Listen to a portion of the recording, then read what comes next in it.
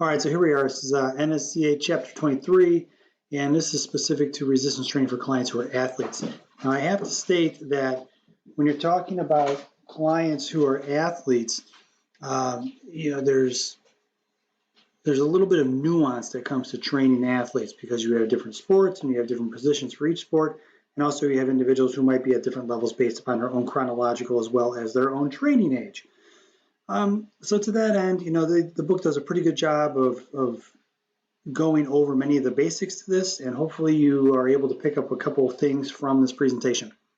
So which of the following is incorrect regarding the specificity principle? Now, the specificity principle, when you talk about sport training, is that there's a specificity to the activity, and that means you have to have a specificity in training to then support that activity or get better at that activity. So you want to have your programming align with the specificity or the specificity principle that allows you to help that person become a better pitcher or linebacker or whatever it may be. And you can see that with personal training where you have individuals who have specific goals and you have to have specific training for that person, and you have to implement in the specificity principle. So which one's incorrect? So on 616, they have a pretty long-winded example, and you have to parse out which one is not. And you look at this and you go, athletes cannot enhance their speed without non-specific program. The personal trainer should design this. And you start to read through this and you go, all right, the athlete cannot enhance their speed and power with a non-sport specific program. And in some regards you can, but I will tell you, if you want to actually become faster, you have to practice running faster. You want to be more explosive, you got to practice being explosive. So I would say up to a point with this. And you would have to have some specificity in training in terms of sport program training for your athlete to become a better lacrosse player or linebacker or whatever it may be. All right, so with this, a client's 1 rep max is 200 pounds, which are the following loads. Now you may recall I stated in class that I use a 0.03 per rep coefficient to do my 10 rep maxes. That's going to get you darn close here, but it won't be spot on. So in this case, what the book suggests on 617 is that you're looking at, for 10 reps, you're at about 75% of a 1 rep max. So 75% of 200 pounds becomes 150. So this is going to be a little bit different than what I was utilizing for class, but for many of these, whichever it is, you can go to this Wikipedia article, and there's numerous different ways you can calculate out your your maxes, based off of repetitions. And I'll tell you that in a certain regard, they're all logarithmic, right? Because it makes sense. The closer you get to a 1 rep max, the closer it gets to 100. And it can't really be 95. At 2, it's more like 98, right? And here it's probably more like 96.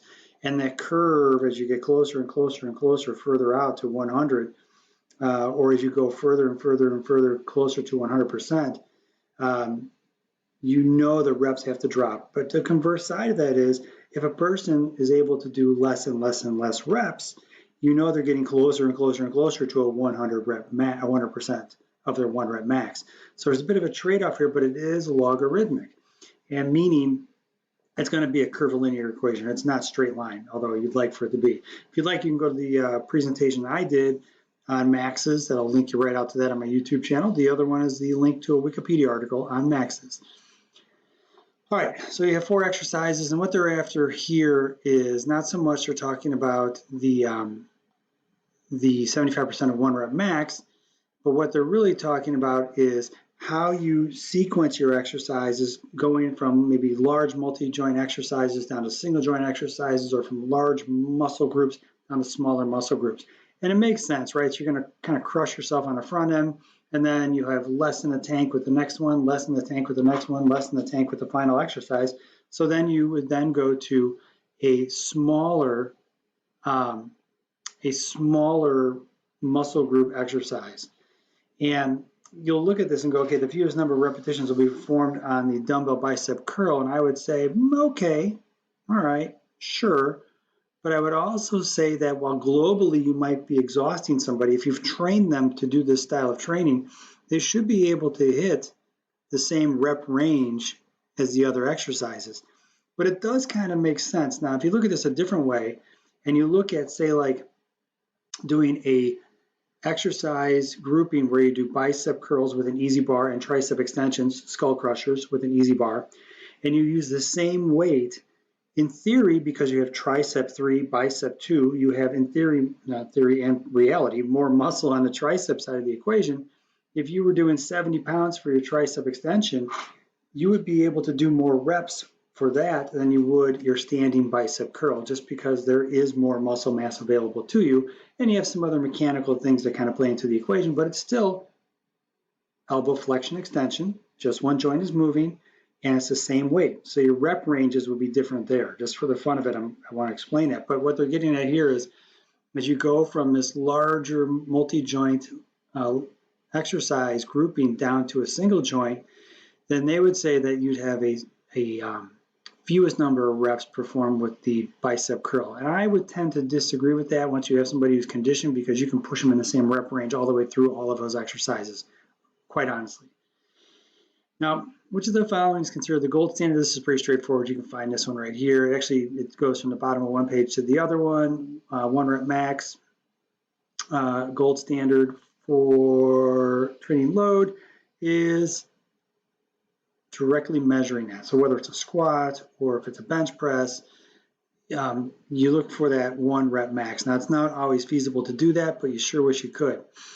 Which of the following choices of repetition max would likely lead to the most accurate estimate of 1 rep? Well, the lower the rep range and closer you get to here to 1 rep, the tighter the correlation will be. So you know with this, it can't be 25, 20, or 15. It's got to be the lowest out of the grouping. Preferably, you'd like to be lower than 10, to be honest. So as you take this from the book, they show 6 to 10 reps with proper technique. And I would contest that. You're looking at like a 6 rep range, maybe a 4 to 6 rep range is totally fine. And there are some colleges that don't even go to 1 rep maxes. They just do like a 3 rep max for their test outs, and they calculate it out. All right, so which of the following periodization items is an entire training year, but could be 4 years? Like I mentioned before, in terms of the Olympics, when you have a quadrennial planning, that's going to be big picture, be macro scale, and so it's going to be a macro cycle. There you go. Which of the following includes daily, weekly training variations? That's going to be on a smaller scale. So you have micro, meso, macro, and we already know macro is not on the table, so that's gone. So it's got to be meso or micro, and it's small like a microscope. It's going to be microcycle. All right, which periodization model uses a gradual increase in training intensity and reductions in training volume? And there's an inverse relationship between that training intensity and volume. And I talked a little bit about that in class in terms of that inverse relationship, where as you increase training load or intensity over time, the volume has to drop. But volume does not cause, or volume, if you will, over time, if you increase that, will decrease the actual amount of weight a person can push. So you can't push 100% of your 1 rep max 15 times. It's just mathematically not possible. So you look at the inverse relationship that you have between those two. There's a training model that you can use in general that has a gradual increase of intensity with a decreasing training volume, and that is generally referred to as 2 different things, to be quite honest, one of which is traditional periodization or linear periodization. Now, the problem you have is what you're looking for is this traditional periodization model, and the difference you have between those two is with linear periodization, it's quite literally like it sounds on a graph. It's linear, it's not curvilinear. And the traditional periodization models, because there's vacillation in rep and set loads as well as training intensities, it'll be more sawtooth in nature as opposed to being linear. So traditional periodization model. Now, before beginning any periodization program, you may need to complete a 4 to 6 week training program. This is one I kind of disagree with, to be quite honest. If you have a deconditioned athlete, and especially if you're in a power sport, I probably wouldn't take them into this high of volume at 15 to 20. I'd probably have them closer to like 10s to start off, especially if they're in a power-oriented sport. I don't think I'd ever take them to 20, but the book recommends 15 to 20. All right, last one. What is the recommended goal for repetitions for the heavy phase of an undulating periodization program? So undulating, as it sounds, the rep and set combinations and the load parameters undulate from week to week to week to week. And with that, on 627, you'll see for the heavy phase, as you're undulating into heavy, light, power, moderate, undulating into heavy, light, power, moderate over time, what you'll see is the goal for repetitions in the heavy phase is going to be 3 to 6. And that's going to be in this rep range here. Now, in the presentation that I loaded up on a previous slide, I talk about download weeks.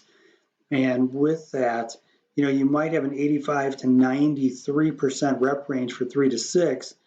But if you're going to do 3 to 6 reps in a downloaded week where you're taking the load off, maybe keeping the rep range the same, you're kind of working on the neurological component to continue to teach the body how to fire in that lower rep range, but you're taking the loading off so the overall workloads are lower.